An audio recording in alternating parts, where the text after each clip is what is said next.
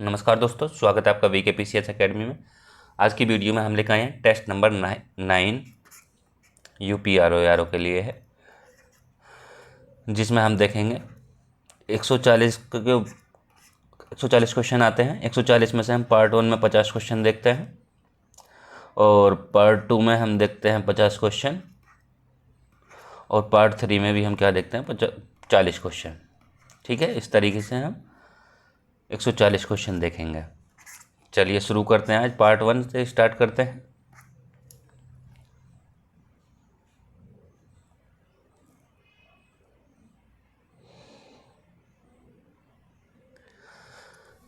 Question है, Maputo की खाड़ी स्थित है। ऑप्शन है हमारे पास प्रशांत महासागर, अटलांटिक महासागर, हिंद महासागर, अंटार्कटिक महासागर। कमेंट करेंगे और बताएंगे कौन सा राइट हो जाएगा इसमें।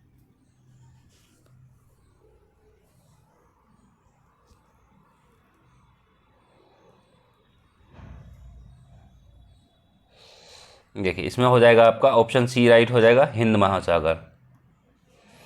अब जैसे ये खाड़ी हैं, कुछ गर्त भी होते हैं, यानी कि गड्ढे गर्त होते हैं। तो गर्त में यदि हम टोटल गर्त की बात करें तो टोटल गर्त कितने हैं? टोटल गर्त हैं 57।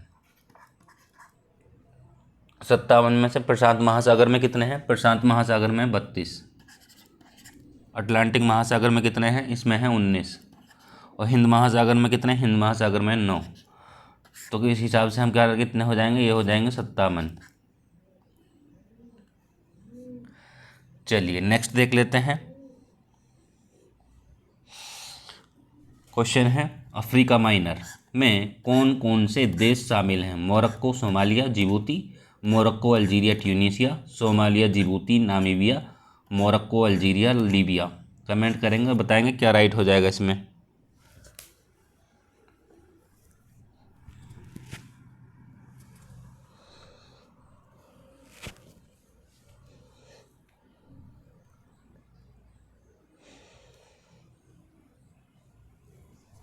देखिए, इसमें हो जाएगा आपका मोरक्को, अल्जीरिया और ट्यूनीसिया हो जाएगा। ठीक है, बी ऑप्शन राइट हो जाएगा। यदि हम देखें, अफ्रीका जो है, अफ्रीका विश्व का दूसरा सबसे बड़ा महाद्वीप है। क्या है? विश्व का सबसे बड़ा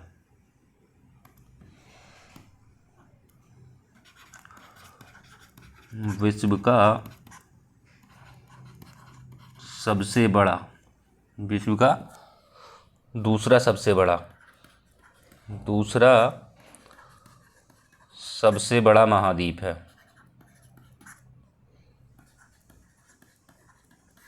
महाद्वीप है। पहले पे एशिया है। और यदि बात करें इसके सबसे, अफ्रीका का जो सबसे दक्षिणी भाग है वो भी जैसे पूछ लिया जाए तो वो आपको पता होना चाहिए, वो है केप अगुलास। केप अगुलास है। यदि बात करें, अफ्रीका से तीनों रेखाएं गुजरती हैं, जैसे कि मकर रेखा भी गुजरती है, कर्क रेखा गुजरती है और विषुवत रेखा भी गुजरती है। विषुवत रेखा भी गुजरती है।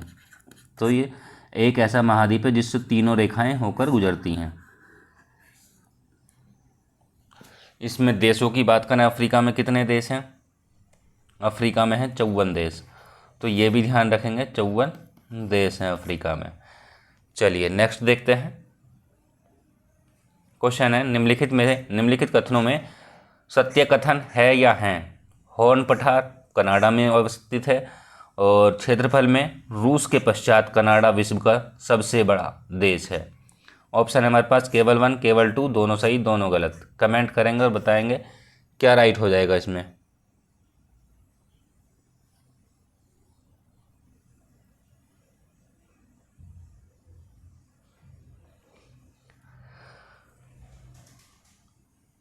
रूस के पश्चात कह रहा है कनाडा, ये सही है। हॉर्न पठार कनाडा में अवस्थित है, ये भी सही है।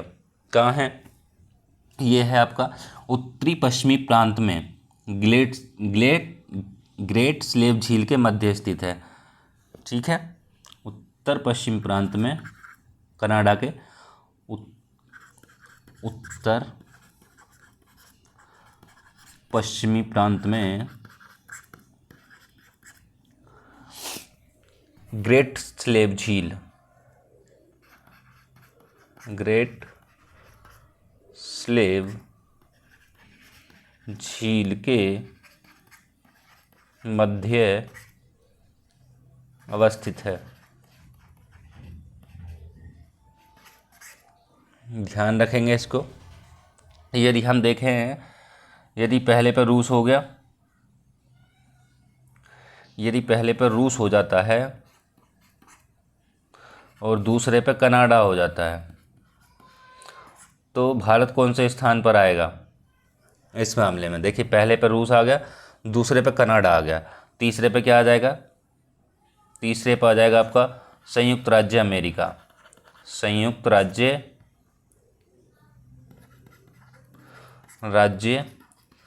अमेरिका। अमेरिका के बाद बात करें तो क्या आ जाएगा? अमेरिका के बाद आएगा चीन। 1 2 3 चौथे पे आएगा चीन। फिर क्या आएगा? चीन के बाद आएगा ब्राज़ील। 5 पे ब्राज़ील आ जाएगा। ब्राज़ील के बाद बात करें तो क्या आ जाएगा? 6 पे ऑस्ट्रेलिया आ जाएगा। ऑस्ट्रेलिया। ऑस्ट्रेलिया के बाद बात करें तो 7वें नंबर पे आता है भारत। तो ये भी आपको क्षेत्रफल के मामले में आपको पता होना चाहिए। चलिए नेक्स्ट देख लेते हैं। क्वेश्चन है, मकर रेखा पर स्थित देशों का सही समूह है। जैसे कि हमने तीनों पे बताया था कि हाँ, जो हैं ये तीनों रेखाएं किस महाद्वीप से होकर गुजरेंगी, तो अफ्रीका से होकर गुजरेंगी। अब ये जैसे कि अफ्रीका, ये मकर रेखा पर ही देश पूछ लिए, तो हमारे पास ऑप्शन है Brazil, Australia, Tonga, Paraguay, Chile, Uruguay, Brazil, Botswana, Peru, Argentina, Mozambique, Somalia. Comment करेंगे, बताएंगे कौन सा राइट हो जाएगा।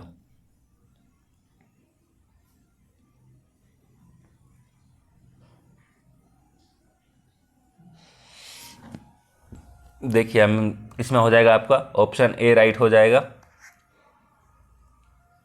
यदि बात करें दक्षिण अमेरिका की, दक्षिण अमेरिका में कौन कौन से आ जाएंगे? चिली आ जाएगा, अर्जेंटीना आ जाएगा,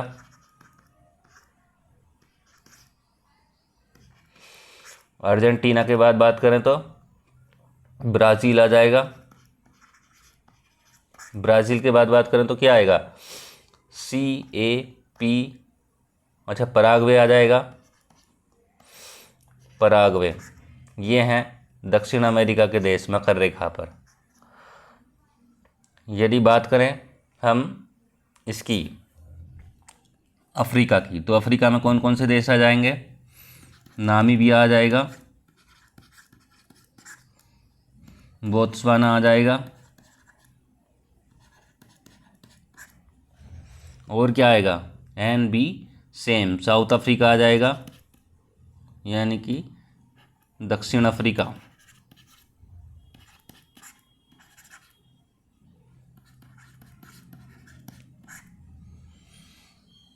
सोमालिया आ जाएगा,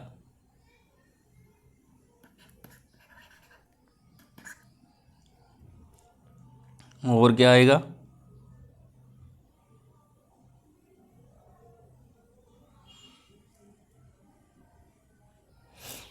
यहाँ पे सोमालिया नहीं आएगा, अफ्रीका है, बोत्सवाना तो है, बोत्सवाना। NB सेम, SAM में से हो जाएगा मेडागास्कर और मोजाम्बिक। मेडागास्कर हो जाएगा और मोजाम्बिक हो जाएगा, और ऑस्ट्रेलिया हो जाएगा,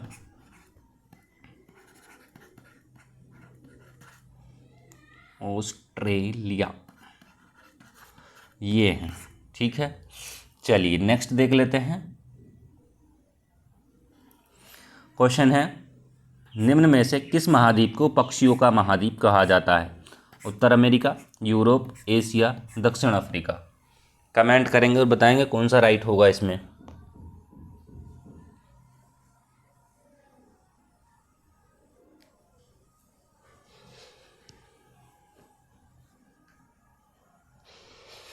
इसमें हो जाएगा आपका ऑप्शन डी राइट हो जाएगा।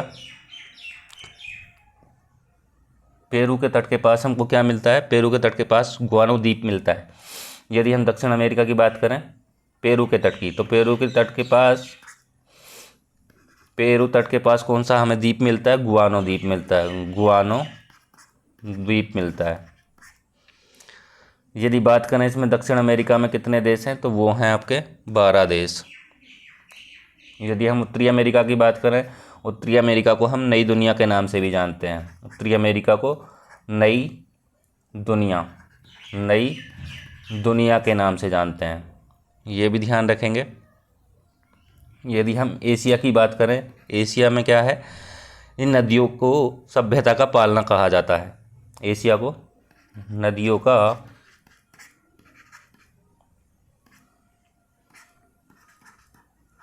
सभ्यता का पालना कहा जाता है।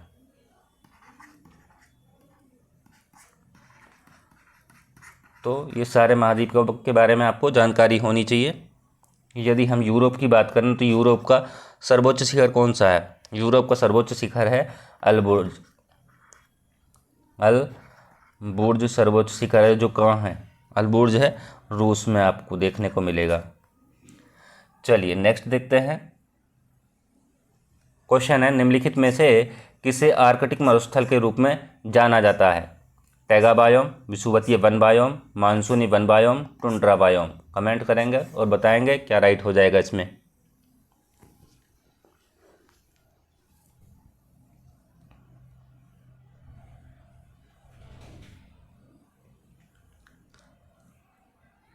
यदि हम इसकी बात करें, आर्कटिक मरुस्थल की बात कर रहे हैं, तो इसमें आ जाएगा आपका टुंड्रा बायोम। अब इन दोनों में कन्फ्यूजन नहीं होना है कि हाँ टुंड्रा आएगा या ये टैगा आएगा। ठीक है, टैगा बायोम में क्या क्या मिलता है हमें देखने को? चीड़ के वृक्ष मिलेंगे, चीड़ मिलेगा, स्प्रूस मिलेगा।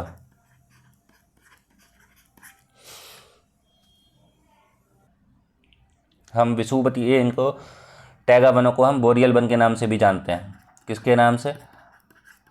बोरियल वन के नाम से जानते हैं। विषुवतीय वन बायोम सदाबहार वर्षावन, सदाबहार वर्षावन के नाम से भी जाना जाता है। चलिए नेक्स्ट देखते हैं।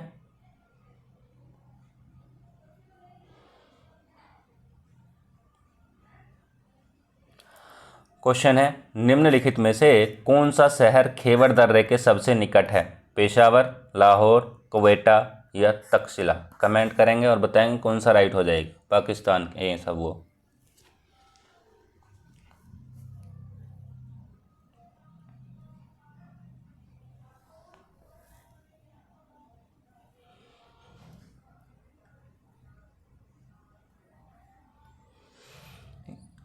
कौन सा राइट हो जाएगा? इसमें हो जाएगा आपका पेशावर, ऑप्शन ए राइट हो जाएगा। चलिए नेक्स्ट देखते हैं। क्वेश्चन है, कृष्ण छिद्र या ब्लैक होल एक ऐसा खगोलीय अस्तित्व है जिसे केवल दूरबीन की सहायता से देखा जा सकता है।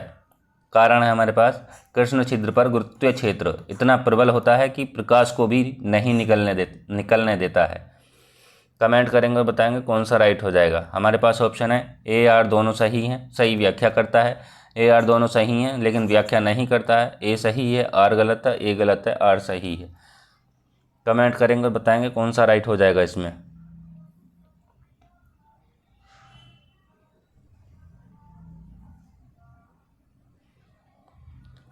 देखिए कृष्ण छिद्र, ये कह रहा है, कथन कह रहा है कृष्ण छिद्र ब्लैक होल एक ऐसा खगोलीय अस्तित्व है जिसे केवल दूरबीन की सहायता से देखा जा सकता है। नहीं, ऐसा नहीं है, दूरबीन की सहायता से इसे नहीं देखा जा सकता है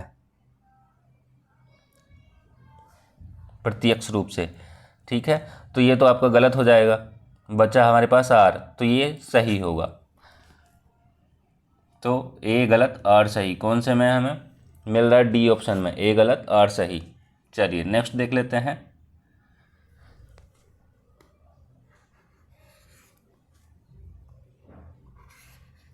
क्वेश्चन है, भूगोल में नवनियतिवाद सिद्धांत का प्रतिपादन जी टेलर द्वारा किया गया था। और ली का नाम प्रवचन सिद्धांत से संबंधित है। सत्य कथन हमको बताना है। ऑप्शन हमारे पास ए 1 और 2 दोनों सही हैं, केवल 2 केवल 1 दोनों में से कोई नहीं। कमेंट करेंगे और बताएंगे क्या राइट हो जाएगा इसमें।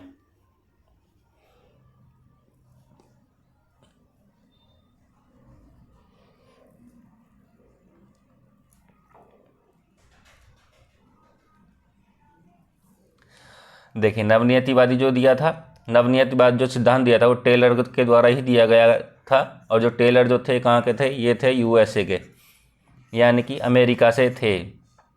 और ली का नाम प्रवचन सिद्धांत से संबंधित है, ये भी ठीक है। यदि ली को जाना जाता है प्रवास के मॉडल के रूप में भी जाना जाता है, जैसे कि प्रवास के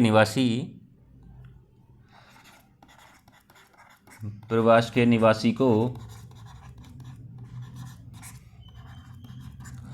स्थायी और अर्धस्थायी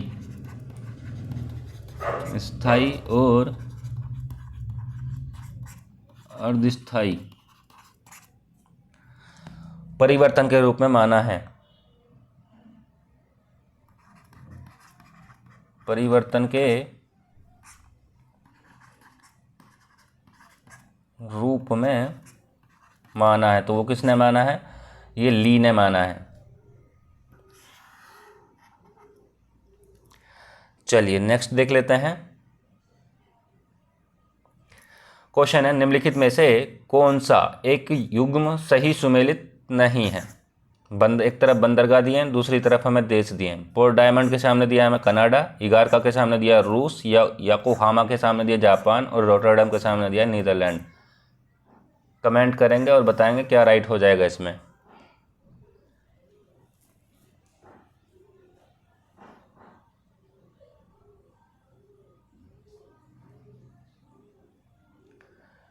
देखिए, यदि हम पोर्ट डायमंड की बात करें तो पोर्ट डायमंड जो है कनाडा में नहीं है, तब कहाँ है, ये है आपका दक्षिण अफ्रीका में देखने को मिलेगा। आपको सिर्फ एक ऑप्शन को ही देखना है, लेकिन ध्यान सबको रखना है। जैसे इसमें पूछा गया है नहीं, सही नहीं है, ये तो आपको ध्यान रखना ही रखना है। लेकिन इगारका रूस में ये भी ध्यान रखना है, योकोहामा जापान में ये भी ध्यान रखना है, और रोटरडम नीदरलैंड में ये भी ध्यान रखना है। चलिए नेक्स्ट देखते हैं।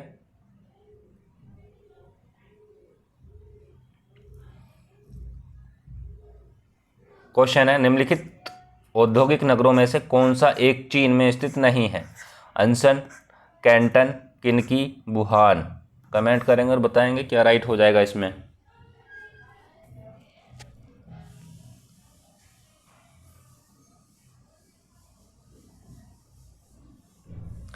देखिए, अनसन और कैंटन और वुहान ये सब कहाँ हैं, ये हैं सब आपको देखने को मिलेंगे चीन में। लेकिन किनकी कहाँ देखने को मिलेगा आपको, ये मिलेगा आपको जापान में। जापान में देखने को मिलेगा, ठीक है। अनसन, कैंटन, वुहान चीन में देखने को मिलेंगे, और किनकी जापान में देखने को मिलेगा, ठीक है। यदि हम देखें, जापान में कुछ द्वीप हैं, जैसे कि पहला है होकेडो, फिर है होन्शु, कुछ मेन द्वीप हैं ये, होकेडो, होन्शु, शिकोकु क्यूशु। तो ये भी ध्यान रखना है आपको, इनका उत्तर से दक्षिण की तरफ ध्यान रखना है। चलिए नेक्स्ट देखते हैं। क्वेश्चन है, निम्नलिखित में से कौन सी एक घटना आयन मंडल में नहीं होती है। ऑप्शन ए है ब्रह्मांड किरणों का परिलक्षण, मौसम संबंधी घटनाएं। ऑप्शन सी है उत्तरी ध्रुव प्रकाश, और ऑप्शन डी है दक्षिण ध्रुवीय प्रकाश। कमेंट करेंगे और बताएंगे क्या राइट हो जाएगा इसमें।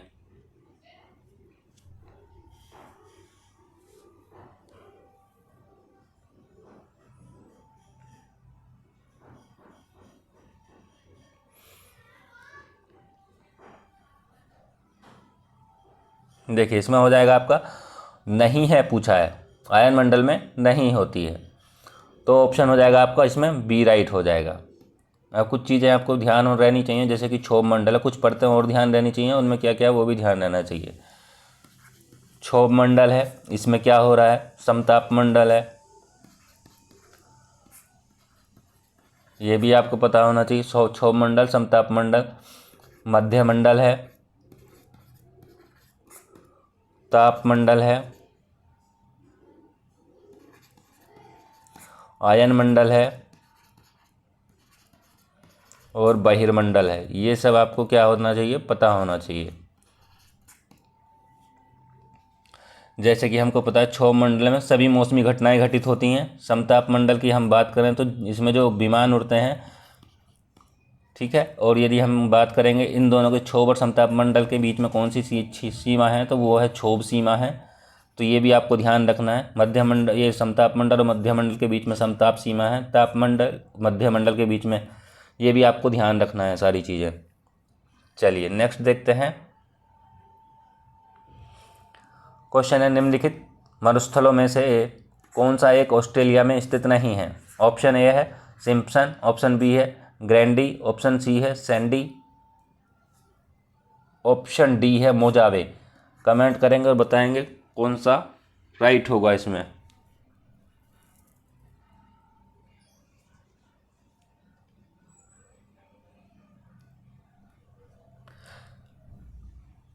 देखिए, सिम्पसन हमको ऑस्ट्रेलिया में देखने को मिलेगा, ग्रैंडी हमको ऑस्ट्रेलिया में देखने को मिलेगा, सैंडी भी हमको ऑस्ट्रेलिया में देखने को मिलेगा।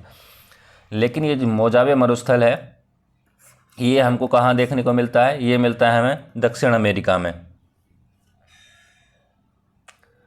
नहीं, ये हमें उत्तरी, जैसे कि कैलिफोर्निया है उत्तरी अमेरिका, तो ये हमें दक्षिणी कैलिफोर्निया में देखने को मिलेगा। कहाँ मिलेगा, दक्षिणी कैलिफोर्निया में,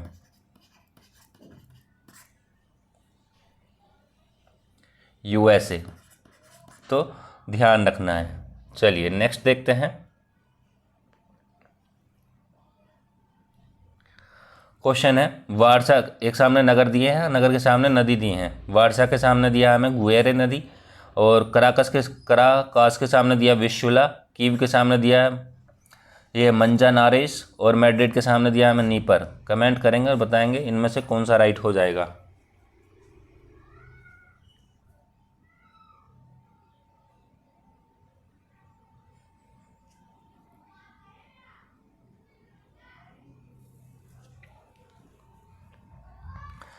चौदह नंबर कमेंट करेंगे और बताएंगे कौन सा राइट होगा। देखिए, वारसा की बात करें तो विशुला हो जाएगा, कराकास की बात करें तो गुएरे हो जाएगा, कीव की बात करें तो कीव हो जाएगा आपका नीपर, और मैड्रिड हो जाएगा आपका नारेस। तो आपका ए का 2 बी का फर्स्ट किस में है, ए का 2 बी का फर्स्ट हमको ए ऑप्शन में मिल रहा है, तो ए ऑप्शन राइट हो जाएगा। यदि हम वारसा की बात करें तो वारसा कहाँ पे है, वारसा देखने को मिलेगा आपको पोलैंड में देखने को मिलेगा। और यदि कराकस की बात करें, वेनेजुएला,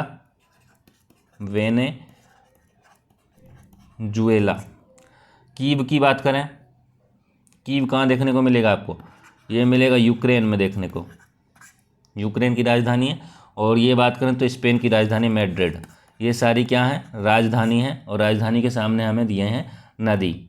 तो वारसा कहाँ हो जाएगा, पोलैंड की राजधानी वारसा, वेनेजुएला की कराकस, यूक्रेन की कीव, और स्पेन की मैड्रिड राजधानी। चलिए नेक्स्ट देख लेते हैं। क्वेश्चन है, निम्नलिखित पर विचार करें। फर्स्ट है, मरुस्थलीय क्षेत्र में उगने वाली वनस्पतियां जीरोफाइट, दलदली क्षेत्र में उगने वाली वनस्पतियां हाइग्रोफाइट, और लवणीय क्षेत्र में उगने वाली वनस्पतियां हेलोफाइट। हमें सही सुमेलित बताना है, कौन सा सही हो जाएगा। ऑप्शन है हमारे पास 1 2 3, केवल 3 और 1 2, और इनमें से कोई नहीं। कमेंट करेंगे, बताएंगे क्या राइट हो जाएगा इसमें।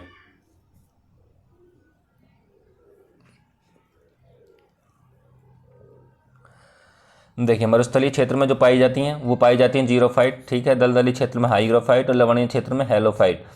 तीनों राइट हो जाएंगे आपके, ऑप्शन हो जाएगा ए राइट। चलिए नेक्स्ट देखते हैं।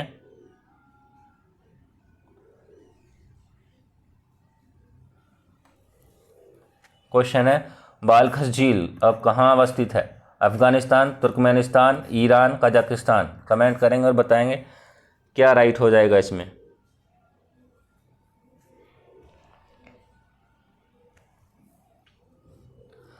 बालखस झील की यदि बात करें तो हम इसमें हो जाएगा आपका ऑप्शन डी राइट हो जाएगा, कजाकिस्तान।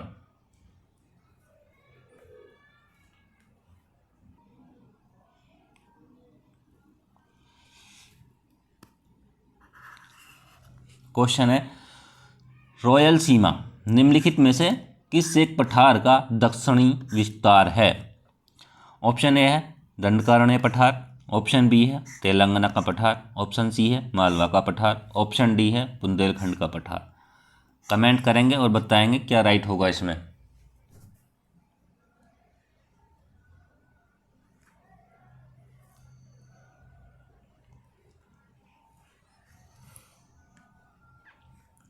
इसमें हो जाएगा आपका ऑप्शन बी राइट हो जाएगा, तेलंगाना का पठार। यदि हम तेलंगाना के पठार को देखें तो ये किस किस में इसका विस्तार देखने को मिलता है हमें? एक तो तेलंगाना में मिलेगा और प्लस दक्षिणी आंध्र प्रदेश में भी हमको इसका विस्तार देखने को मिलेगा, आंध्र प्रदेश में। यदि बात करें हम दंडकारण्य पठार की, तो दंडकारण्य पठार हमको कहाँ कहाँ देखने को मिलता है? वो मिलता है हमको छत्तीसगढ़ में। कहाँ मिलता है? छत्तीसगढ़ में। छत्तीसगढ़ के अलावा उड़ीसा में देखने को मिलेगा, ओडिशा। ओडिशा के बाद बात करें तो हम कहाँ देखने को मिलेगा? तेलंगाना। यदि बात करें तेलंगाना के बाद तो कहाँ देखने को मिलेगा? आंध्र प्रदेश। आंध्र प्रदेश में देखने को मिलेगा। यदि बात करें हम मालवा के पठार की, मालवा का पठार हमको कहाँ कहाँ देखने को मिलता है? मध्य प्रदेश में देखने को मिलेगा। और कहाँ मिलेगा देखने को? दक्षिणी पूर्वी राजस्थान में। दक्षिणी पूर्वी राजस्थान में देखने को मिलेगा। यदि बात करें हम बुंदेलखंड के पठार की, तो ये हमको मिलता है मध्य प्रदेश में। मध्य प्रदेश में देखने को मिलेगा। और मध्य प्रदेश के अलावा कहाँ देखने को मिलेगा? ये मिलेगा हमें उत्तर प्रदेश में। उत्तर प्रदेश में देखने को मिलेगा। चलिए नेक्स्ट देखते हैं हम।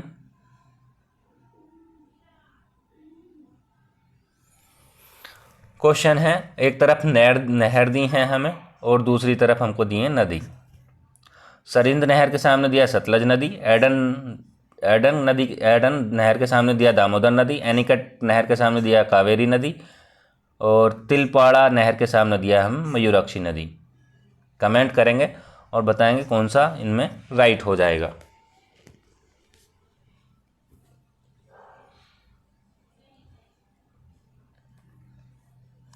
देखिए सरहिंद नदी कहाँ है आपकी? सरहिंद देखने को मिलेगी हमें सतलज नदी पर।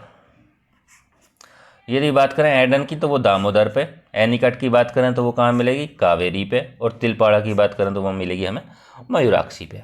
यदि हम सरहिंद की बात करें तो सरहिंद हमें कहाँ देखने को मिलती है? सरहिंद नहर हमें देखने को मिलती है पंजाब में। कहाँ मिलती है? पंजाब में। यदि बात करें हम एडन की, एडन नहर की बात करें, ये देखने को मिलेगी हमें पश्चिम बंगाल में। पश्चिम बंगाल में देखने को मिलेगी। यदि बात करें हम एनीकट की, एनीकट नहर मिलेगी हमें देखने को तमिलनाडु में। तमिलनाडु में देखने को मिलेगी। यदि बात करते हैं हम तिलपाड़ा की, तिलपाड़ा भी हमें कहाँ देखने को मिलेगी? ये पश्चिम बंगाल में देखने को मिलेगी। पश्चिम बंगाल।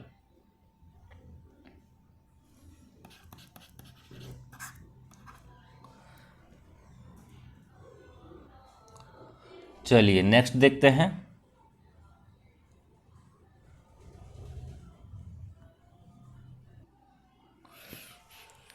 क्वेश्चन है, भावर प्रदेश में नदियां विलीन हो जाती हैं और कारण है इसका, ये कथन था, कारण है इस प्रदेश में पारगम्यता अधिक है। ऑप्शन है हमारे पास ए आर दोनों सही है, सही व्याख्या करता है। और सेकंड ऑप्शन है हमारे पास में ए आर दोनों सही है, सही व्याख्या नहीं करता है। ए सही है, आर गलत है, ए गलत है, आर सही है। कमेंट करेंगे और बताएंगे इसमें कौन सा राइट हो जाएगा।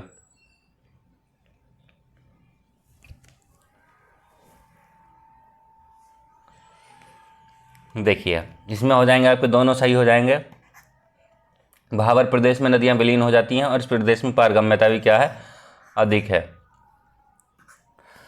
ये भी ध्यान रखना है। भावर प्रदेश कहाँ तक फैला है? यदि भावर प्रदेश की बात करी जाए तो ये शिवालिक की जो तलहटी होती है,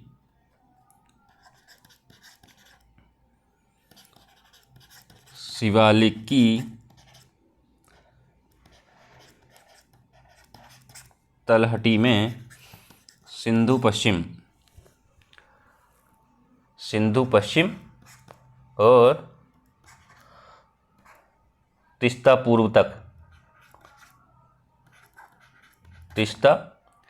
पूर्व तक विस्तार है।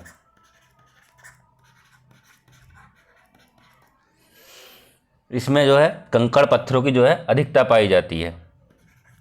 कंकड़ और पत्थर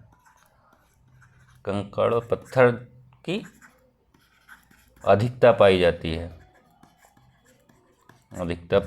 है। चलिए नेक्स्ट देखते हैं।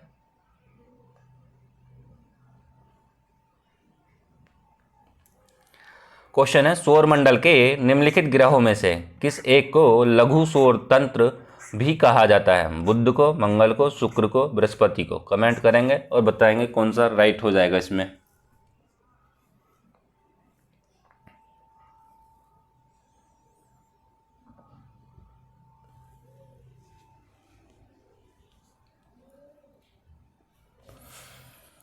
इसमें होगा आपका डी ऑप्शन हो जाएगा, बृहस्पति को।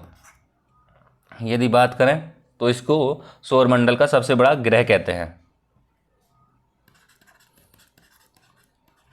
सौरमंडल का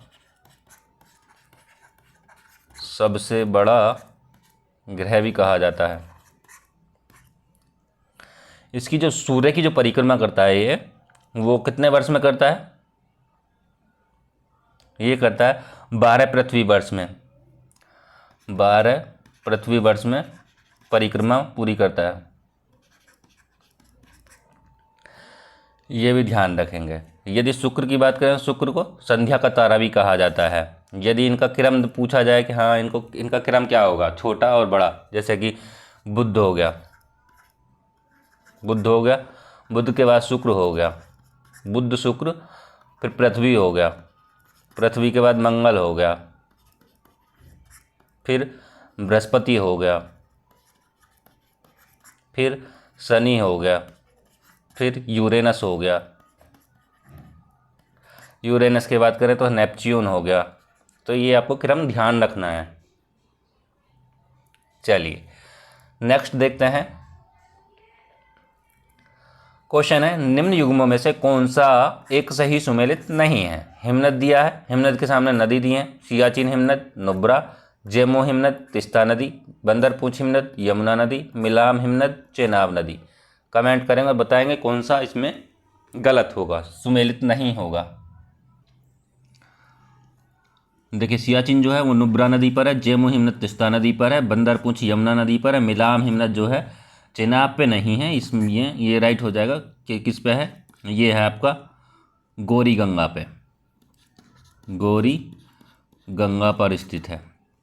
यदि बात करें चेनाब की, चेनाब में 12 सिगरी है, 12 सिगरी हिमनद, 12 सिगरी हिमनद।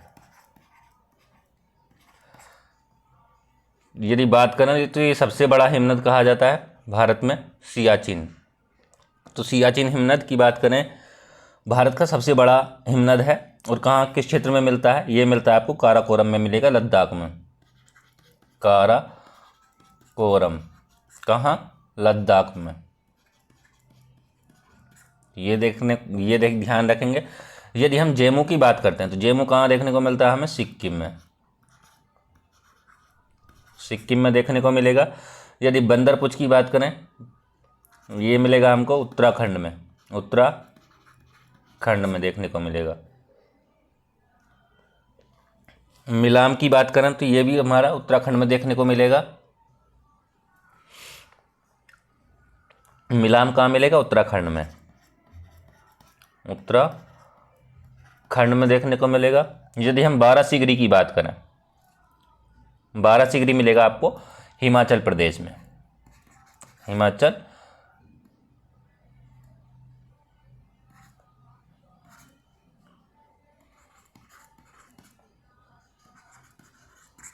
हिमाचल प्रदेश में देखने को मिलेगा। ठीक है, चलिए नेक्स्ट देखते हैं। क्वेश्चन है, भारत में स्थित निम्नलिखित बंदरगाहों में से कौन सा एक पश्चिमी तट पर स्थित है? जंजीरा, एन्नौर, तुतीकोरिन, हल्दिया। कमेंट करेंगे और बताएंगे कौन सा राइट हो जाएगा इसमें।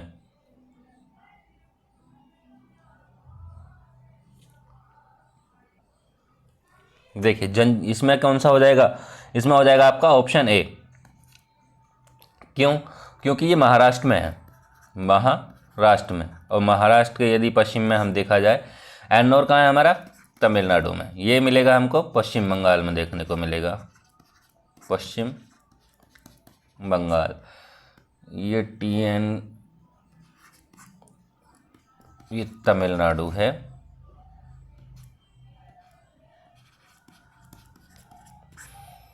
ये भी तुतीकोरिन भी हमको कहाँ देखने को मिलेगा? तमिलनाडु में, तमिलनाडु।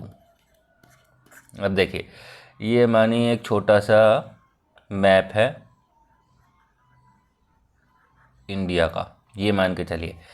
अब ये जो है महाराष्ट्र में, यहाँ पे है अकेला महाराष्ट्र में जंजीरा, और ये जो है ये पूर्वी तट में आ जाएंगे कुछ, और ये पश्चिम बंगाल हल्दिया यहाँ आ जाएगा। चलिए नेक्स्ट देखते हैं। क्वेश्चन है, निम्नलिखित नदियों में से कौन सी एक सबसे दक्षिण में स्थित है? श्योक, जोस्कर, स्पीति, सतलज। कमेंट करेंगे और बताएंगे कौन सा राइट हो जाएगा इसमें।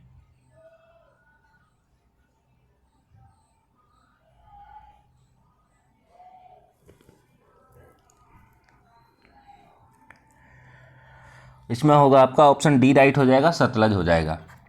देखिए, यदि हम इसका उत्तर से दक्षिण क्रम देखें तो पहले पे क्या आ जाएगा? पहले पे आ जाएगा शोक, सियोक। यदि दूसरे की बात करें तो फिर आ जाएगा जोस्कर। पहले पे सियोक आ जाएगा, दूसरे पे जोस्कर आ जाएगा, तीसरे पे स्पीति आ जाएगा, और चौथे पे आपका सतलज आ जाएगा। सबसे दक्षिण में आपकी सतलज है। चलिए नेक्स्ट देख लेते हैं। क्वेश्चन है, किंगरी विंगरी दर्रा अवस्थित है? हिमाचल प्रदेश, लद्दाख, उत्तराखंड, सिक्किम। कमेंट करेंगे और बताएंगे कौन सा राइट हो जाएगा इसमें।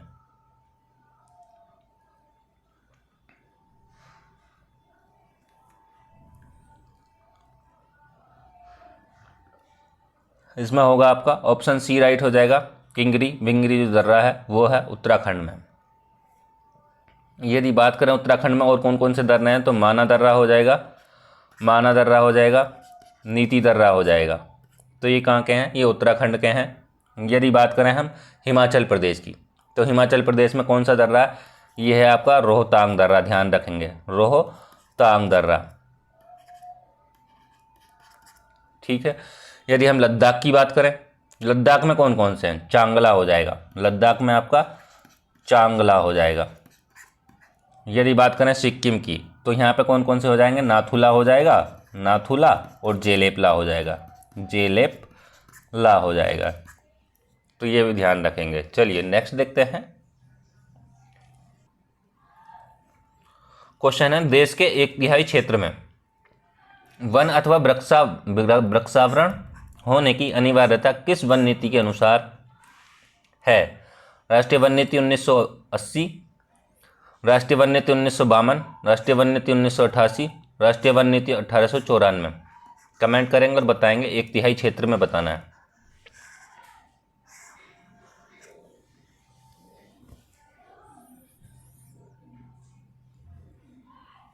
इसमें होगा आपका 1988 हो जाएगा, राष्ट्रीय वन नीति 1988। चलिए नेक्स्ट देखते हैं। क्वेश्चन है, निम्नलिखित कथनों में से कौन सा कथन सही है या सही है? फर्स्ट है, जलोढ़ मृदा एक क्षेत्रीय मृदा है। काली मृदा एक अनुपजाऊ मृदा है जिसके जल धारण करने की क्षमता काफ़ी कम है। ऑप्शन हमारे पास केवल 1, केवल 2, दोनों सही दोनों गलत। कमेंट करेंगे और बताएंगे क्या राइट हो जाएगा इसमें।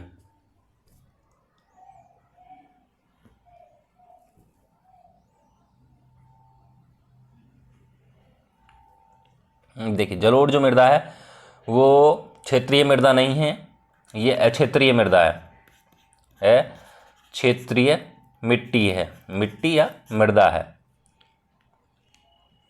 ठीक है, यदि इसमें बात करें, काली मृदा अनुपजाऊ मृदा है, अनुपजाऊ नहीं है, उपजाऊ मृदा है, जिसके जल धारण करने की क्षमता काफ़ी कम नहीं है, काफ़ी अधिक है।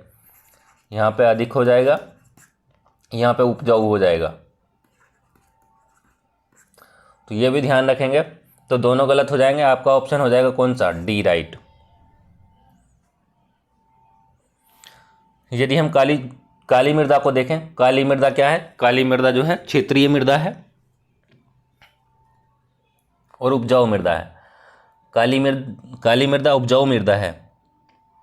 जलोढ़ की बात करी थे, जलोढ़ मृदा एक अक्षेत्रीय मृदा है। और निर्माण कैसे होता है जलोढ़ मृदा का, जलोढ़ मृदा का जो निर्माण है वो नदियों द्वारा लाए गए जो तलछट होते हैं उनके निक्षेपण से होता है। नदियों द्वारा जो कंकड़ पत्थर तलछट लाते हैं निक्षेपण से, उनके निक्षेपण से होता है, तो ये भी ध्यान रखेंगे। चलिए, निर्माण कैसे होता है, निर्माण की बात करें तो नदियों द्वारा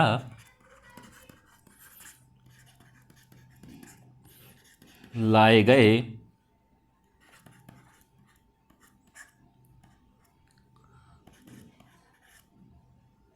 तलछट के निक्षेपण से होता है। यदि हम काली मृदा की बात करें तो काली मृदा उपजाऊ मृदा है, ना कि अनुपजाऊ है, जिसमें जल धारण क्षमता अधिक है और एक क्षेत्रीय मृदा भी है। काली मृदा एक क्षेत्रीय मृदा और कपास के लिए भी बेहतर मानी जाती है, जिसको काली मृदा को हम किस मृदा के नाम से जानते हैं, और रेगुर मृदा के नाम से भी जानते हैं, रेगुर मृदा। तो आप ये भी ध्यान रखेंगे।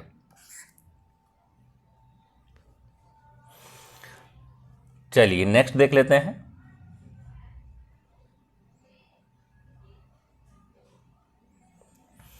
क्वेश्चन है, निम्नलिखित कथनों में से कौन सा सत्य है या है।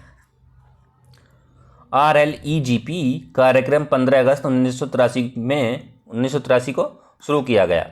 इसमें केंद्र सरकार की 100% हिस्सेदारी थी। ऑप्शन है हमारे पास केवल 1, केवल 2, दोनों सही, दोनों गलत। कमेंट करेंगे और बताएंगे क्या राइट हो जाएगा इसमें।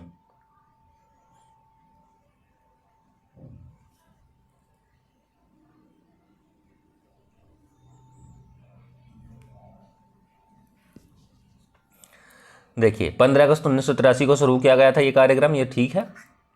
और केंद्र सरकार की 100% हिस्सेदारी थी, ये भी सही है। ऑप्शन दोनों सही हैं, ऑप्शन हो जाएगा आपका सी राइट।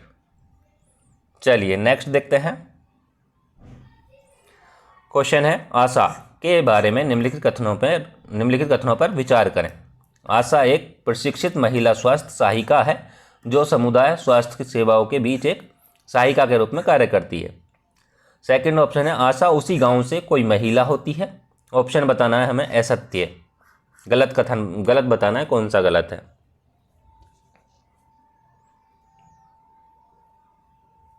कमेंट करेंगे और बताएंगे कौन सा राइट हो जाएगा। केवल 1, केवल 2, दोनों सही, दोनों गलत।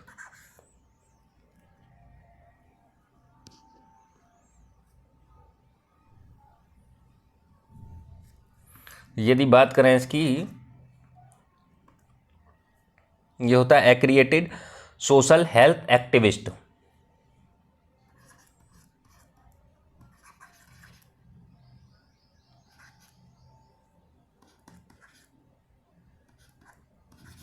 एक्रिएटेड सोशल हेल्थ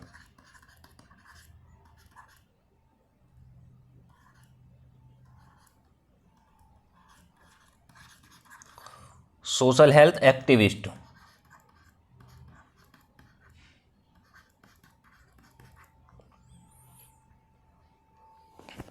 तो इसमें कौन सा हो जाएगा आपका। देखिए, आशा एक प्रशिक्षित महिला स्वास्थ्य सहायिका है जो समुदाय और स्वास्थ्य सेवाओं के बीच एक सहायिका के रूप में कार्य करती है, सही है। और आशा उसी गांव से कोई महिला होती है, ये भी सही है। लेकिन इसमें पूछा है असत्य, तो आपका कौन सा हो जाएगा, आपका हो जाएगा ऑप्शन डी राइट हो जाएगा। चलिए नेक्स्ट देखते हैं। क्वेश्चन है, नई पेंशन स्कीम NPS वित्त मंत्रालय के अधीन चल रही एक केंद्र सरकार समर्थित पेंशन स्कीम है। सेकंड है, 18 से 65 वर्ष का कोई भी भारतीय नागरिक, निवासी अनिवासी, NPS का सदस्य हो सकता है। असत्य बताना है हमको। फर्स्ट है केवल 1, केवल 2, दोनों सही दोनों गलत। कमेंट करेंगे और बताएंगे कौन सा राइट हो जाएगा इसमें।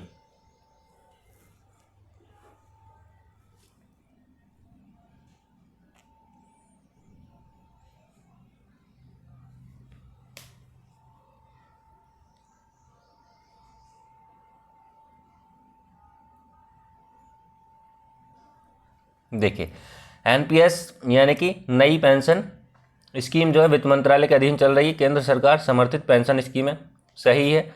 18 से 65 वर्ष के कोई भी भारतीय नागरिक निवासी अनिवासी एनपीएस का सदस्य हो सकता है, ये भी ठीक है। ऑप्शन आपके दोनों सही हैं। इसमें असत्य पूछा गया तो आपका ऑप्शन डी राइट हो जाएगा। चलिए नेक्स्ट देखते हैं।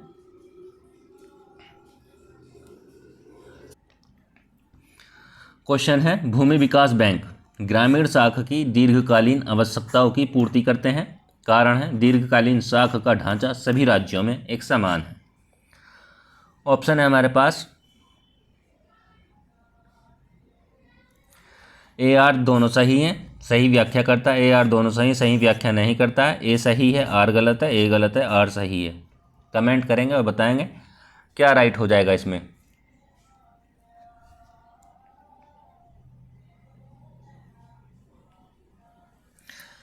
देखिए भूमि विकास बैंक ग्रामीण शाखा की दीर्घकालीन आवश्यकताओं की पूर्ति करता है, सही है। कारण है दीर्घकालीन शाखा का ढांचा सभी राज्यों में एक समान होता है। नहीं, सभी राज्यों में एक समान नहीं होता है, सभी राज्यों में अलग अलग होता है। तो ये आपका गलत हो जाएगा।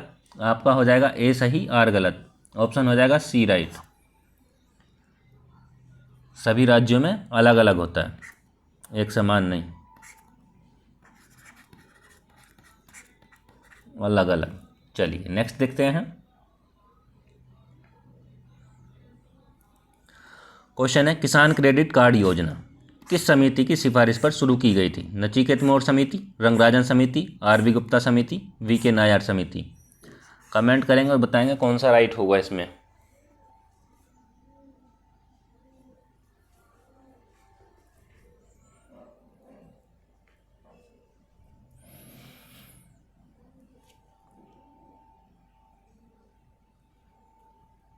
देखिए इसमें हो जाएगा आपका सी ऑप्शन राइट हो जाएगा, आर.वी. गुप्ता समिति।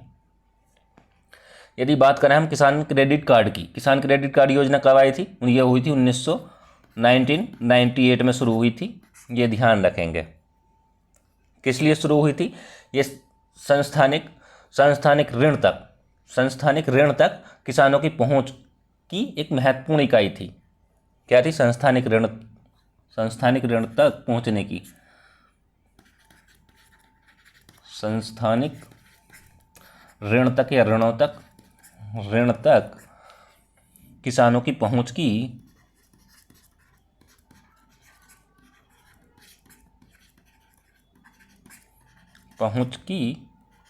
एक महत्वपूर्ण इकाई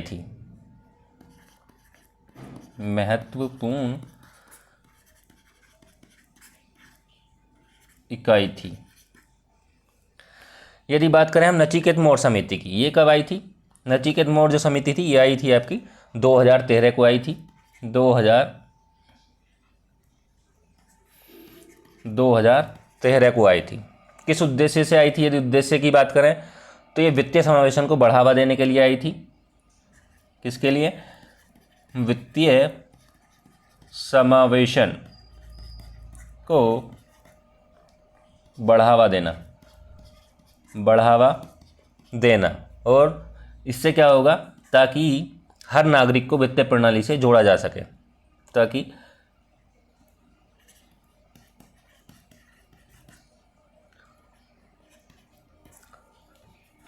हर नागरिक को वित्तीय प्रणाली से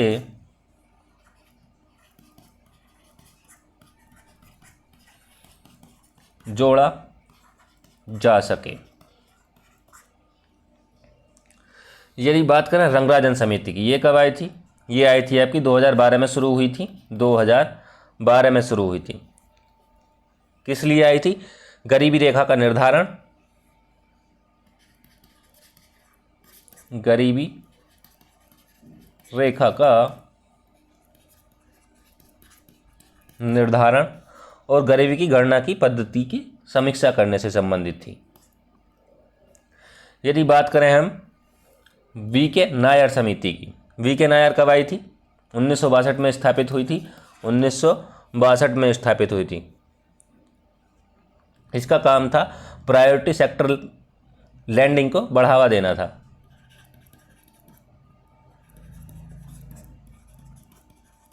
सेक्टर को, प्रायोरिटी सेक्टर लैंडिंग को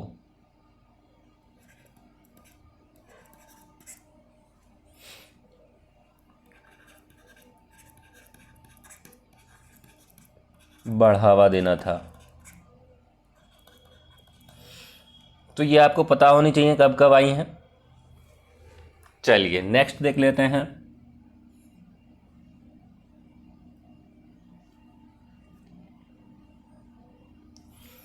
क्वेश्चन है, विकास का भारतीय मॉडल एवं राज्य एवं दोनों व्यक्ति दोनों के हितों की रक्षा करता है। विकास का भारतीय मॉडल राज्य एवं व्यक्ति दोनों के हितों की रक्षा करता है। और कारण है, भारतीय अर्थव्यवस्था एक मिश्रित अर्थव्यवस्था है। ऑप्शन है हमारे पास, ए आर दोनों सही है, सही व्याख्या करता है। ए आर दोनों सही है, सही व्याख्या नहीं करता है। ए सही है, आर गलत है। ए गलत है, आर सही है। कमेंट करेंगे और बताएंगे कौन सा राइट हो जाएगा इसमें।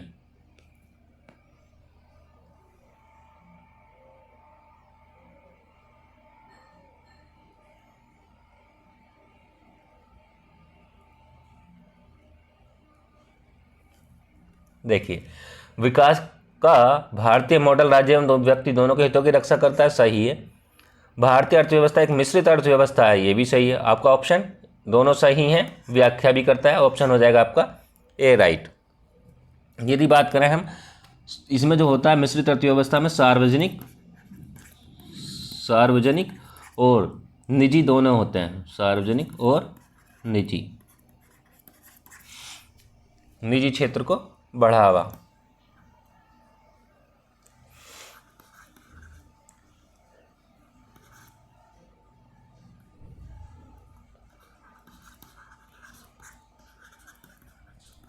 निजी क्षेत्र शामिल होते हैं दोनों। तो इसमें जो शासन होता है, प्रशासन जो होता है, इसका प्रशासन कौन संभालता है? प्रशासन राज्य संभालता है। और इसमें व्यक्ति खुद संभालता है, निजी में व्यक्ति के हाथों में होता है। चलिए नेक्स्ट देख लेते हैं। क्वेश्चन है, औद्योगिक उत्पादन सूचकांक जारी किया जाता है भारी उद्योग मंत्रालय द्वारा, व्यापार एवं वाणिज्य मंत्रालय द्वारा, केंद्रीय सांख्यिकी कार्यालय द्वारा और MSME मंत्रालय द्वारा। कमेंट करेंगे और बताएंगे क्या राइट हो जाएगा इसमें।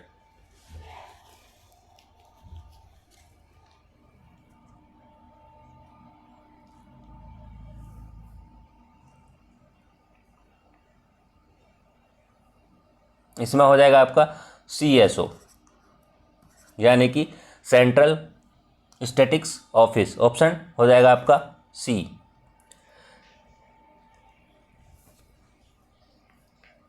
चलिए नेक्स्ट देखते हैं। इसमें जो होता है औद्योगिक उत्पादन में क्या होता है, मासिक आधार पर जारी किया जाता है। ये क्या जाता है? मासिक आधार पर। इसका जो आधार वर्ष है वो कब है? वो आधार वर्ष है इसका 2011 से 12। चलिए नेक्स्ट देखते हैं।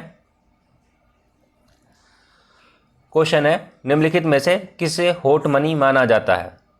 FDI, FII, ADR या GDR। कमेंट करेंगे और बताएंगे कौन सा राइट हो जाएगा। FDI, ADR, GDR और FII।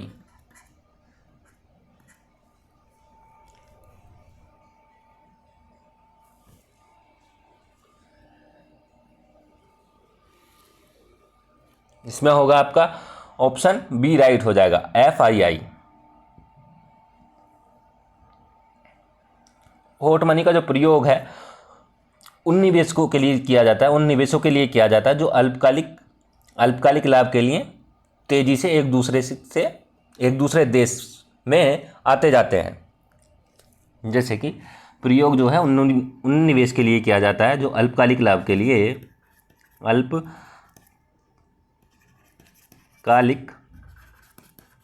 लाभ के लिए तेजी से एक देश से दूसरे देश में आते जाते हैं।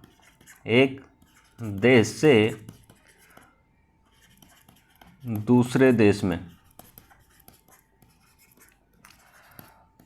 आते जाते हैं।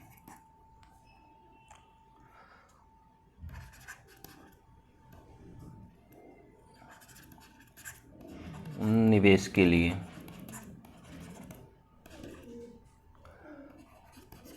ध्यान रखेंगे। चलिए नेक्स्ट देखते हैं। क्वेश्चन है, भारत में आर्थिक नियोजन का प्रणेता किसे माना जाता है? विश्वेश्वरैया, एम विश्वेश्वरैया को, पीसी महालनोबिस को, और डीपी धर को, और सुखमेय चक्रवर्ती को। कमेंट करेंगे और बताएंगे क्या राइट हो जाएगा इसमें।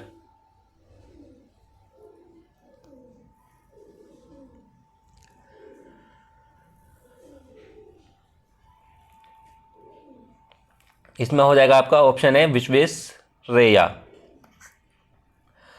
तो इसका जो वो था संबंधित प्रस्ताव था, या आर्थिक नियोजन से संबंधित जो प्रस्ताव था वो इन्होंने सर्वप्रथम 1934 में पेश किया था। 1934 में आया था। इनकी एक बुक थी, कौन सी? Planned economy for India.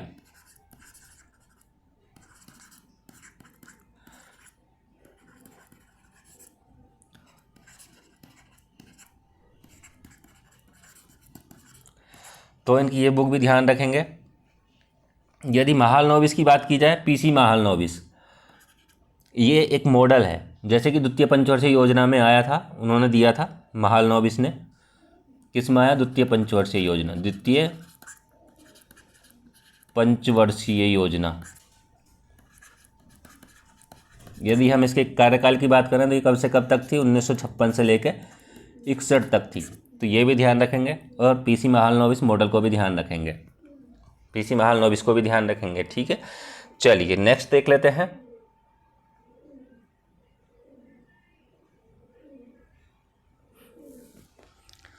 Question है, प्रधानमंत्री किसान मानधन योजना के संबंध में सत्य कथन बताना है हमको।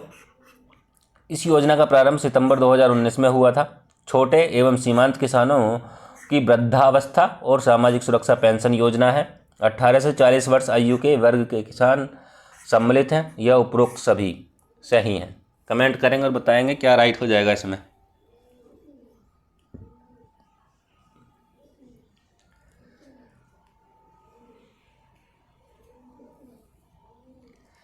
इसमें हो जाएगा आपका, देखिए 2019 में शुरू हुई थी, और ये छोटे किसान और सीमांत किसान, वृद्धावस्था और सामाजिक सुरक्षा पेंशन योजना, ये भी सही है।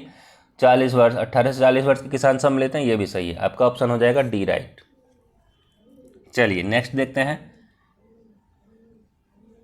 क्वेश्चन है, निम्नलिखित में से कौन सा एक ये मुद्रास्फीति को नियंत्रित करने का राजकोषीय उपाय नहीं है? ऑप्शन ए है संतुलित बजट बनाना, प्रगतिशील करारोपण, कठोर साख नीति अपनाना, उत्पादन में वृद्धि करना। कमेंट करेंगे और बताएंगे क्या राइट हो जाएगा इसमें।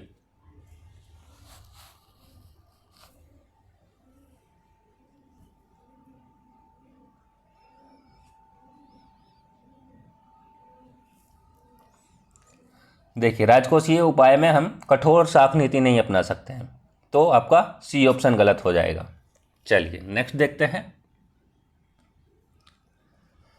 क्वेश्चन है, केंद्रीय बजट 2023 में घोषित निम्नलिखित योजनाओं में से किस एक का संबंध आर्द्र भूमियों के इष्टतम उपयोग को बढ़ावा देकर उनका संरक्षण करना है? पीएम प्रणाम योजना, अमृत धरोहर योजना, पीएम डिवाइन योजना, और इनमें से कोई नहीं। कमेंट करेंगे और बताएंगे कौन सा राइट हो जाएगा इसमें।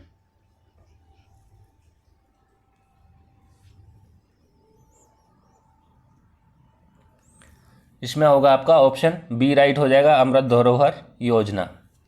चलिए नेक्स्ट देखते हैं।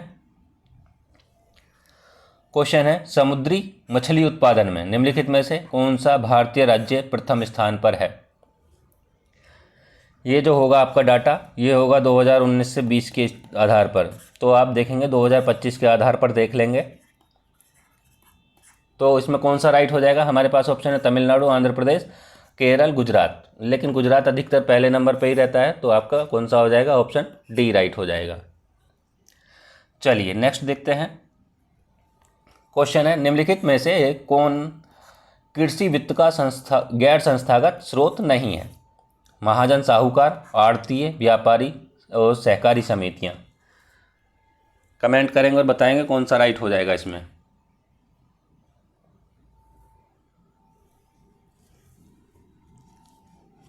इसमें हो जाएगा आपका ऑप्शन डी राइट। सहकारी समिति जो है ये संस्थागत, गैर संस्थागत नहीं है, संस्थागत स्रोत है। इसमें देखिए कृषि के 2 स्रोत होते हैं, कौन कौन से, यहाँ देख लेते हैं। कृषि में वित्त के स्रोत, कृषि वित्त कौन कौन से होते हैं? संस्थागत होते हैं और गैर संस्थागत होते हैं। संस्थागत और गैर संस्थागत। जैसे कि संस्थागत है महाजन, और महाजन, साहूकार, आढ़ती, व्यापारी, ये किस में आ जाएंगे? ये आ जाएंगे आपके किस में आ जाएंगे? जब ये संस्थागत हो गया तो ये गैर संस्थागत में आएगा। ठीक है, तो यदि हम संस्थागत में और बात करें, ये तो सहकारी समितियां आ गया, और दूसरी बात करें तो वाणिज्यिक बैंक आ जाएंगे। कौन से आ जाएंगे? वाणिज्यिक बैंक आ जाएंगे, क्षेत्रीय ग्रामीण बैंक आ जाएंगे, क्षेत्रीय ग्रामीण बैंक आ जाएंगे, और कौन आ जाएंगे? सरकार। ठीक है, यदि गैर संस्थागत में बात करें, देखिए महाजन भी हो गया, साहूकार भी है, ये महाजन, साहूकार, आढ़ती और व्यापारी, और कौन आ जाएंगे इसमें? जमींदार आ जाएंगे। जमींदार के बाद कौन आ सकता है? संबंधी मित्र। चलिए नेक्स्ट देखते हैं। इसमें आपका डी ऑप्शन राइट हो जाएगा। और नेक्स्ट देखते हैं,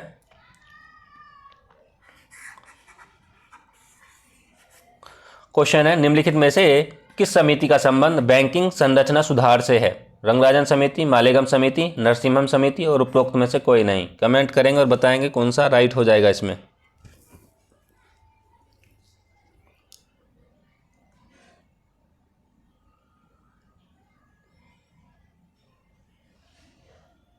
इसमें होगा आपका ऑप्शन सी राइट होगा। नरसिम्हम समिति से सुधार से संबंधित थी, बैंकिंग सुधार से। इसने 1991 में अपनी रिपोर्ट पेश की थी। 1991 में रिपोर्ट पेश की। मालेगांव समिति की बात करें तो 2010 में गठित हुई थी। मालेगांव समिति 2010 में गठित हुई थी। इसमें क्या हुआ था? आरबीआई द्वारा माइक्रो फाइनेंस क्षेत्र की समीक्षा करने और नियामक ढांचे को मजबूत करने के लिए गठित की गई थी। किसके लिए? आरबीआई द्वारा गठित थी, लेकिन किसके लिए थी? माइक्रो फाइनेंस क्षेत्र की समीक्षा करने के लिए और नियामक ढांचे को मजबूत करने के लिए। यदि बात करें, चलिए नेक्स्ट क्वेश्चन देखते हैं। रंगराजन समिति की बात की थी हमने। चलिए नेक्स्ट देखते हैं। क्वेश्चन है, लॉर्ड एलेनबरो के काल में सिंध को पूर्ण रूप से ब्रिटिश साम्राज्य में मिला लिया गया, और कारण है प्रथम आंग्ल अफगान युद्ध का एक प्रमुख परिणाम था। ऑप्शन है हमारे पास, देखिए ए आर दोनों सही है, सही व्याख्या करता है, ए आर दोनों सही है, व्याख्या नहीं करता है, ए सही है आर गलत है, ए गलत है आर सही है। कमेंट करेंगे और बताएंगे कौन सा राइट हो जाएगा इसमें।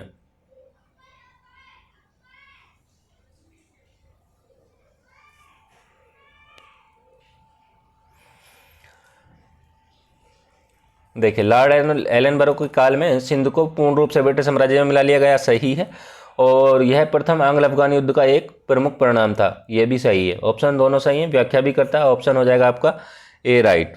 यदि बात करें इसके कार्यकाल की, भारत का गवर्नर जनरल जो रहा था, ये रहा था 1842 से, एलेनबरो ये रहा था 1842 से 44 के बीच में, तो ये भी ध्यान रखेंगे कार्यकाल इसका। यदि हम आंग्ल अफगान की बात करें, प्रथम आंग्ल अफगान युद्ध कब हुआ था? ये हुआ था आपका 1839 से लेके 42 के बीच में। यदि हम सेकेंड युद्ध की बात करें इसमें, तो ये हुआ था 1878 से लेके 80 तक, 1880 तक। यदि बात करें इसमें थर्ड युद्ध की, थर्ड युद्ध कब हुआ था? तो ये हुआ था 1919 में। तो ये भी आप तीनों युद्ध ध्यान रख सकते हैं। चलिए नेक्स्ट देखते हैं।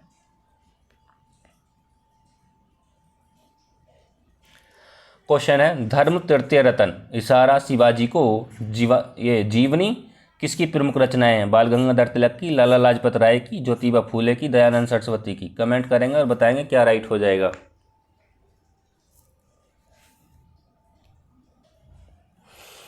इसमें हो जाएगा आपका ऑप्शन सी राइट हो जाएगा, ज्योतिबा फूले। यदि ज्योतिबा फूले की बात करें, इनका कार्यकाल जो था 1827 से कितने तक था? 90 तक था। इन्होंने क्या कार्य किए थे? इन्होंने कार्य की बात करें तो शोषित और जो वंचित होती हैं, शोषित और वंचित जातियों को सामाजिक न्याय और आत्मसम्मान दिलाने के लिए कार्य किया था। किसके लिए किया था? शोषित और वंचित जातियों को सामाजिक न्याय दिलाने के लिए और आत्मसम्मान दिलाने के लिए इन्होंने कार्य किया। और 1851 में इन्होंने कन्या विद्यालय की स्थापना की थी। 1851 में कहाँ? पुणे में कन्या विद्यालय की स्थापना की थी। कहाँ? पुणे में। कहाँ? महाराष्ट्र में। यदि बात करें 1873 में सत्य शोधक समाज की स्थापना की थी। सत्य शोधक समाज कब? ये थी 1873। तो ये भी ध्यान रखेंगे, अधिकतर पूछा जाता है। चलिए नेक्स्ट देखते हैं।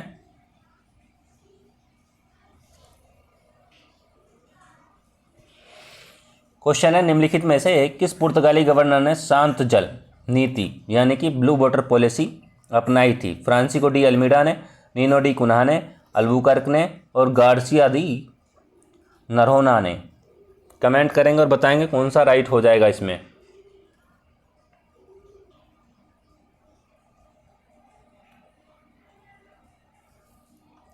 इसमें हो जाएगा आपका ऑप्शन ए राइट हो जाएगा, फ्रांसिस्को डी अल्मीडा ने। फ्रांसिस्को डी अल्मीडा ने। ये जो था ये पुर्तगाल का प्रथम गवर्नर था। इसने ब्लू वाटर पॉलिसी जारी की थी। उद्देश्य क्या था ब्लू वाटर पॉलिसी जारी करने का? दक्षिण एशिया से जो व्यापार होता था उसको सुरक्षित करने से था।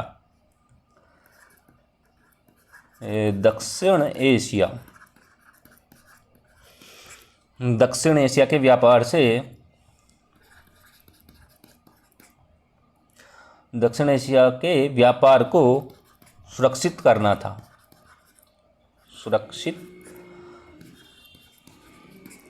था। यदि बात करें दूसरे की तो दूसरा अल्बुकर्क था और तीसरे की बात करें तो नीनो डी कुन्हा था। इसने नीनो डी कुन्हा ने क्या किया था? मुख्यालय को कोचीन से गोवा स्थानांतरित कर दिया था। मुख्यालय को क्या कर दिया था? कोचीन से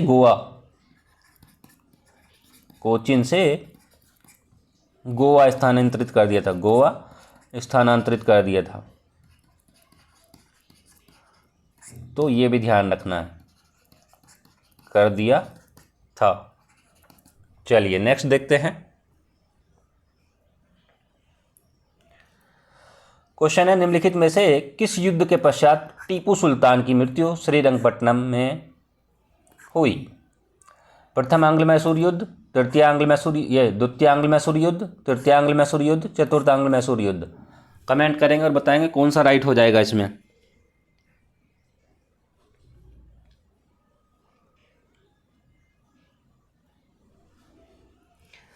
इसमें होगा ऑप्शन डी राइट होगा, चतुर्थ में हुई थी। टीपू सुल्तान की जो मृत्यु हुई थी श्रीरंगपट्टनम में चौथे युद्ध में हुई थी, चतुर्थी आंग्ल मैसूर युद्ध में। यदि बात करें हम, ये प्रथम आंग्ल मैसूर युद्ध कब हुआ था? ये हुआ था 1767 से 69 के बीच हुआ था। यदि बात करें हम दूसरे की, तो दूसरा जो हुआ था ये हुआ था आपका 1780 से 84 के बीच हुआ था। यदि बात करें हम तीसरे युद्ध की, ये हुआ था आपका 1790 से कब तक हुआ था, ये हुआ था 92 तक। और ये जो है चतुर्थ युद्ध हुआ था 1799 में। ये ध्यान रखना है। प्रथम में जो हुई थी, कौन सी संधि हुई थी, तो प्रथम में संधि हुई थी मद्रास संधि, मद्रास संधि हुई थी। यदि बात करें दूसरे में तो इसमें मैंगलोर संधि हुई थी,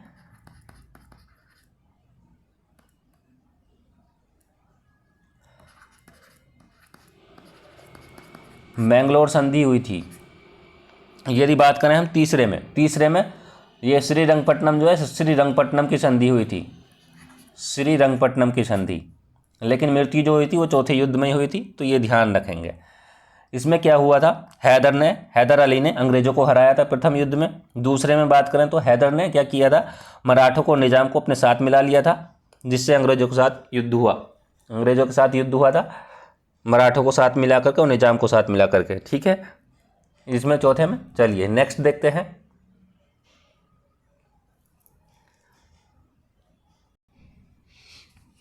क्वेश्चन है, निम्नलिखित युग्मों में से कौन सा एक सही सुमेलित नहीं है। प्रमुख विद्रोह दिए हैं, संबंधित नेता दिए हैं। पाइका विद्रोह के सामने दिया बक्सी जगबंधु, रामोसी विद्रोह के सामने दिया चित्तर सिंह, अहोम विद्रोह के सामने दिया चक्र विसोई और खासी विद्रोह के सामने दिया तीरथ सिंह। कमेंट करेंगे और बताएंगे कौन सा राइट हो जाएगा इसमें।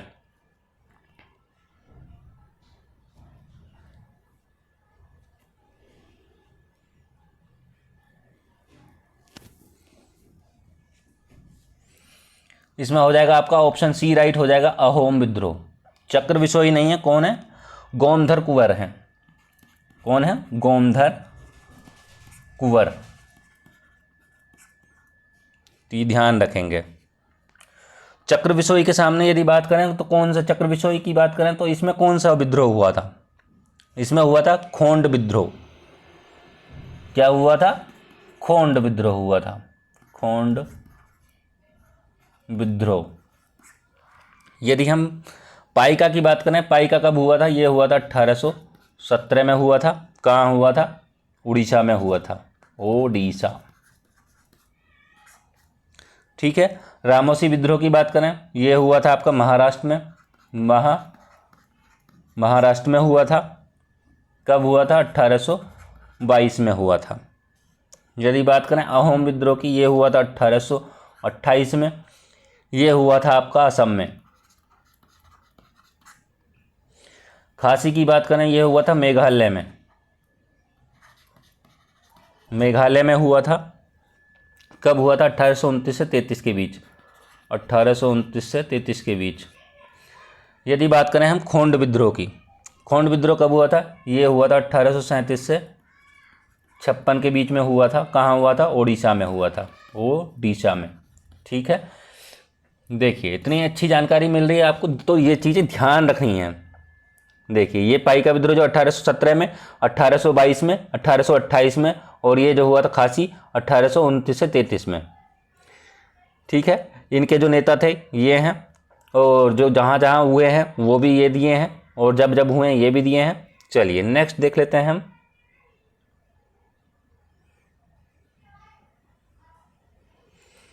क्वेश्चन है, निम्नलिखित में से किस वर्ष डॉक्टर अंबेडकर द्वारा बंबई में बहिष्कृत हितकारिणी सभा की स्थापना की गई थी। 27 में, 42 में, 1942 में, 1925 में, 1928 में। कमेंट करेंगे और बताएंगे कौन सा राइट हो जाएगा इसमें।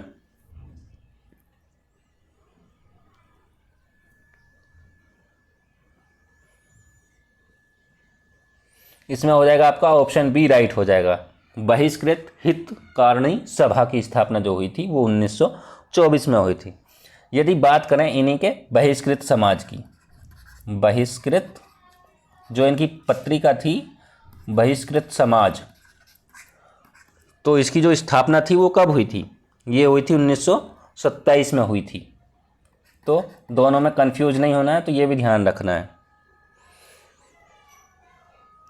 तो ये जो शुरू हुई थी बहिष्कृत समाज, ये हुई थी मराठी भाषा में शुरू, मराठी भाषा में शुरू हुई थी। चलिए नेक्स्ट देखते हैं, निम्नलिखित में से कौन सी एक घटना असहयोग आंदोलन के पश्चात घटी थी? कांग्रेस का लखनऊ अधिवेशन, एनी बेसेंट द्वारा मद्रास में होम रूल लीग की स्थापना, स्वराज पार्टी की स्थापना, कामागाटा मारूफ प्रकरण। कमेंट करेंगे और बताएंगे कौन सा राइट हो जाएगा इसमें।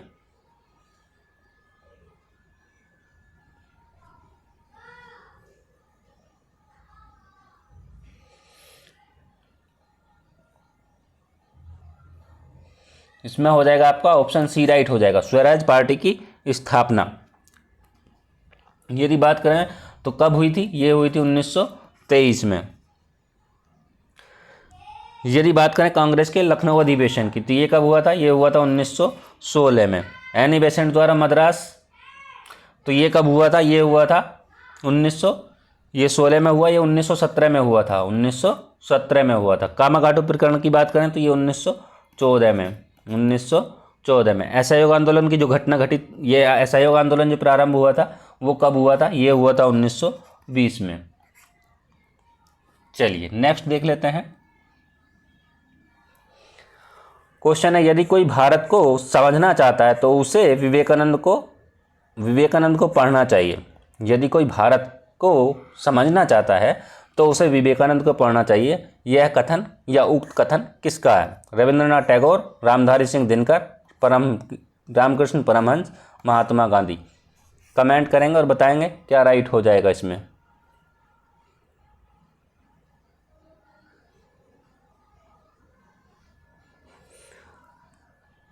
रविंद्रनाथ टैगोर ने कहा था यदि कोई भारत को समझना चाहता है तो उसे विवेकानंद को पढ़ना चाहिए। यदि हम विवेकानंद के जन्म की बात करें तो विवेकानंद का जन्म कब हुआ था? विवेकानंद का जन्म हुआ था 12 जनवरी 1863 को। जनवरी 1863 को हुआ था। कहाँ हुआ था? कलकत्ता में हुआ था। ये भी ध्यान रखेंगे। और ये जो शिष्य थे रामकृष्ण परमहंस के शिष्य थे। चलिए नेक्स्ट देखते हैं। ये लास्ट क्वेश्चन होगा हमारा, जैसे कि हम 50 क्वेश्चन कवर करते हैं वैसे ही। चलिए, ब्रिटिश काल में सरकार द्वारा इनाम कमीशन की स्थापना का उद्देश्य था। ऑप्शन ए है शिक्षा में सुधार, ऑप्शन बी है अकाल के कारणों का पता लगाना, और ऑप्शन सी है देशी रियायतों से संबंध, और ऑप्शन डी है भूमि कर रहित जागीरों का पता करके उन्हें छीनना। कमेंट करेंगे और बताएंगे क्या राइट होगा।